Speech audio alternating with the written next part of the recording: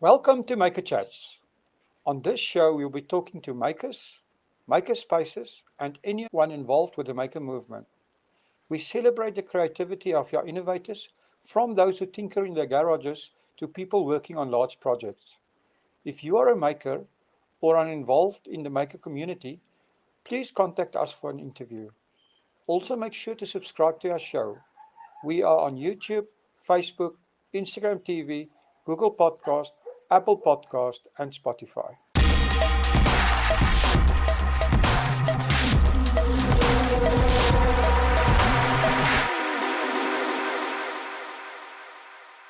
Good day, everyone, and welcome back to Maker Chats. I'm speaking to Mary Haw. Mary is with the City of Cape Town.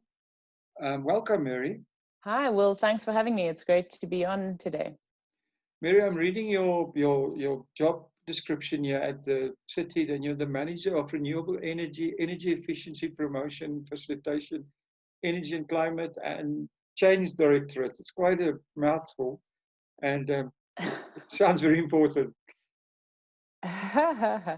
It is quite a mouthful. I think basically what we're trying to do is engage with customers around energy choices and the roles that citizens can play in our future of energy. So that's really where we sit within the Energy and Climate Change Directorate.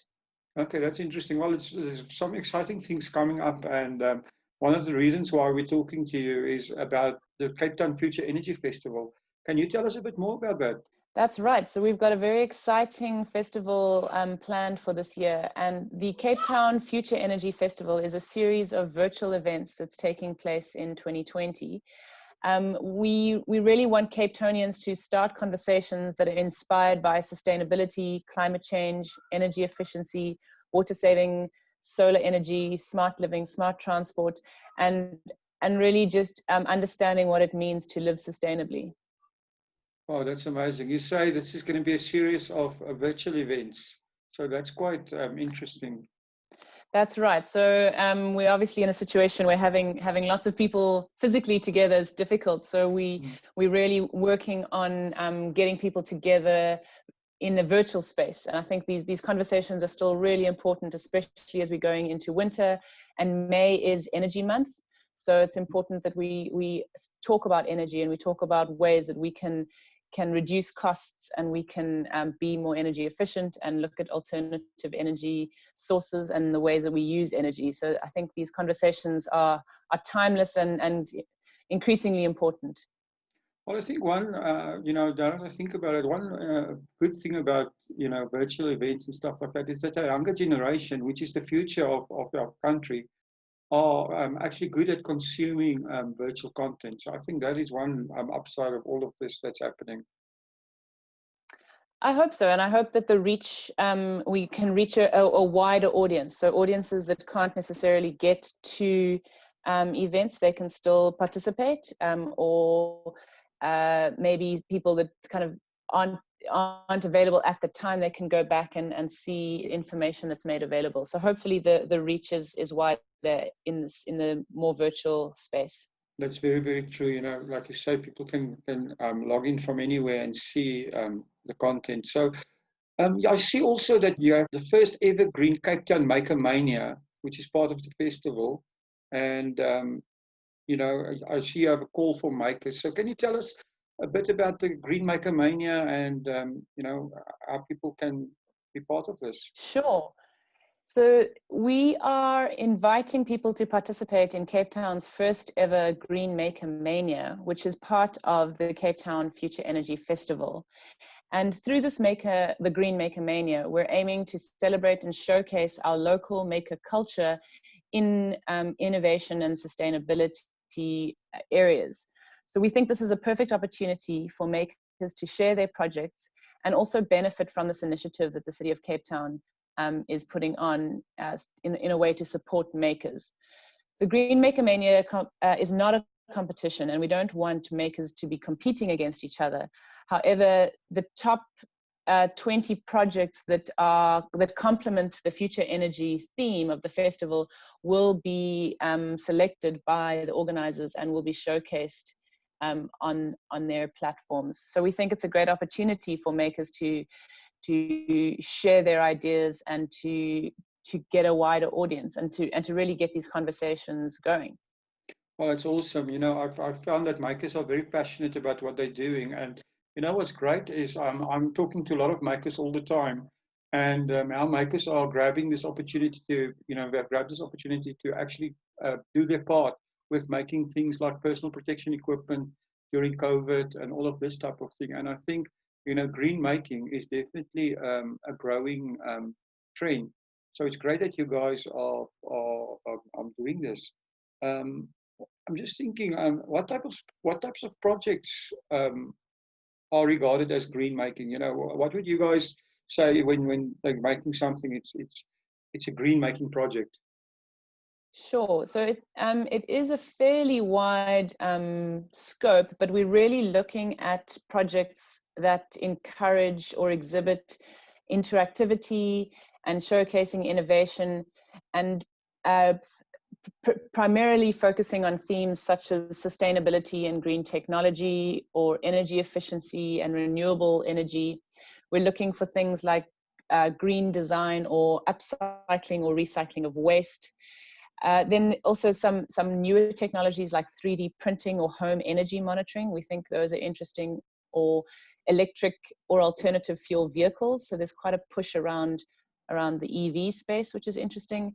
And then we're also looking at some of the more artistic side of things. So if there's music performances or puppets or kites or creations or science or chemistry projects that focus on sustainability or send messages around energy savings or alternative energy, those are also really interesting for us. And I think we'd be excited to see what makers can present on the kind of the artistic side and the education side.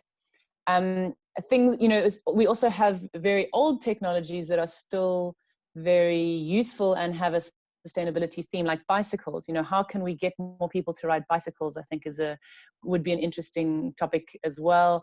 And then if people have unusual tools or machines that can be used in a sustainable way, that's also something that we would be looking out for.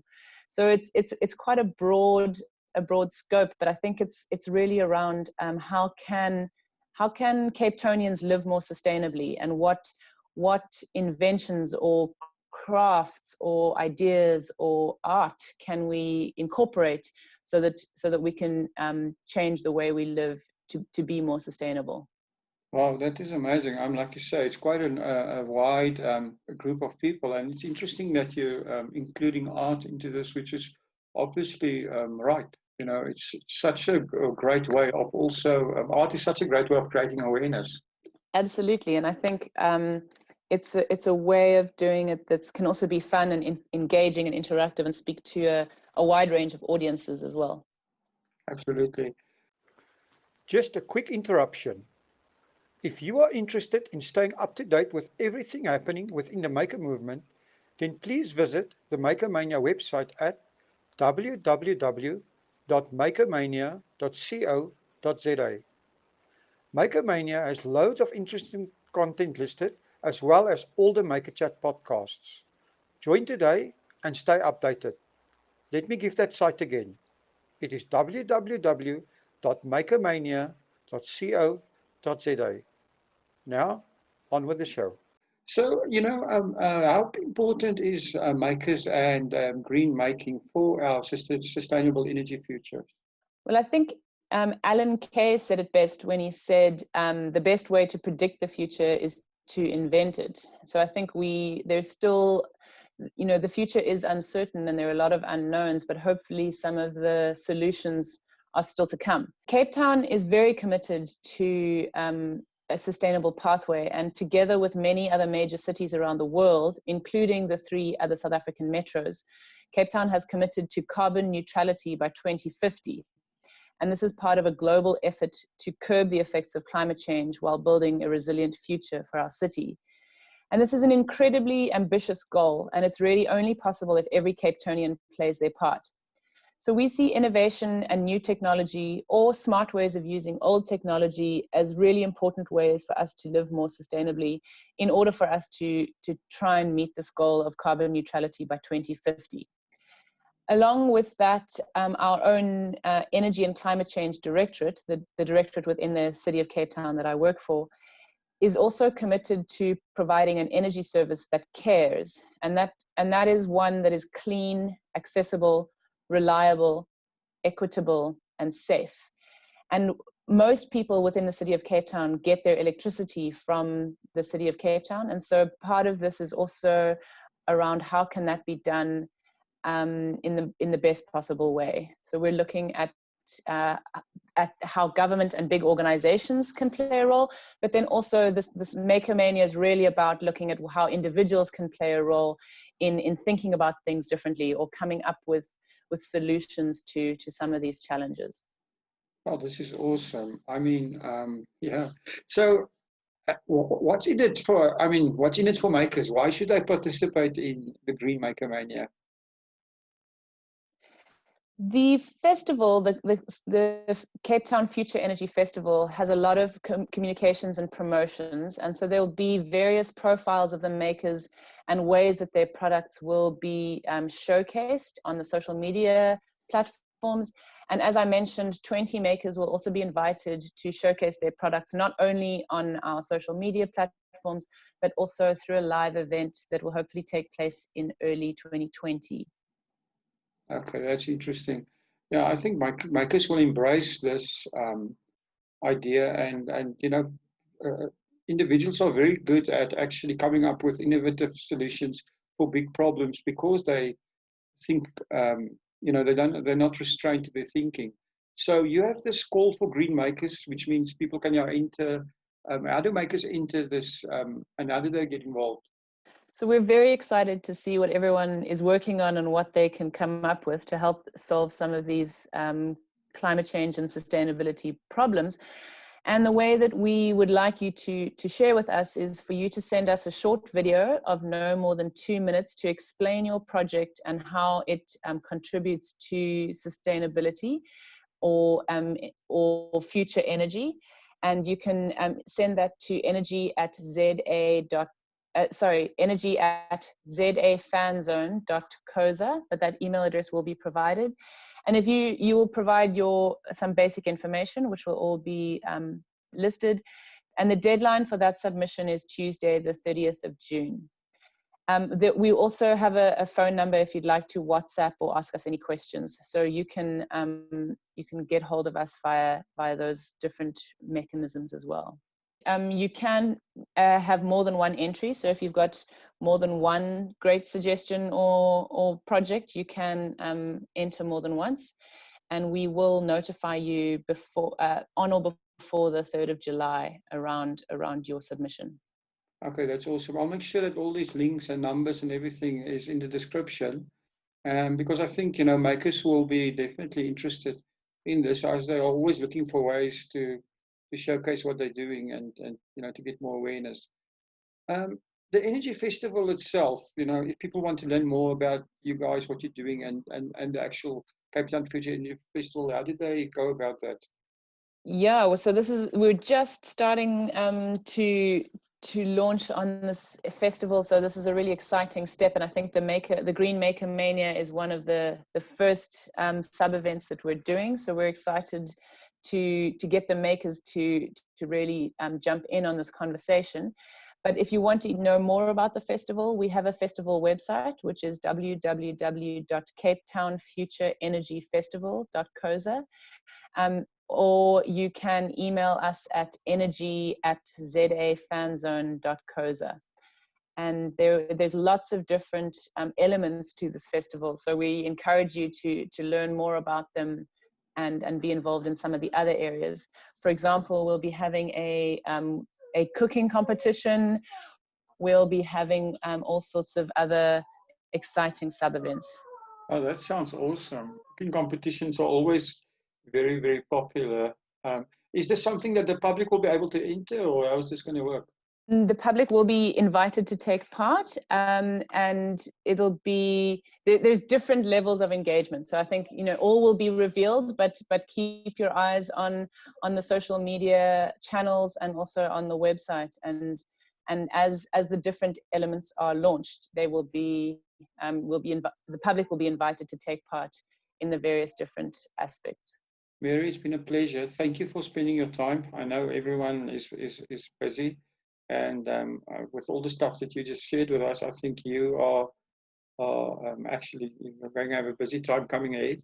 So thank you for spending the time, and it was interesting, and we'd love to hear more about, as the festival goes on, and also, as the makers start providing stuff. I'd love to hear more about that if possible. So thank you very much.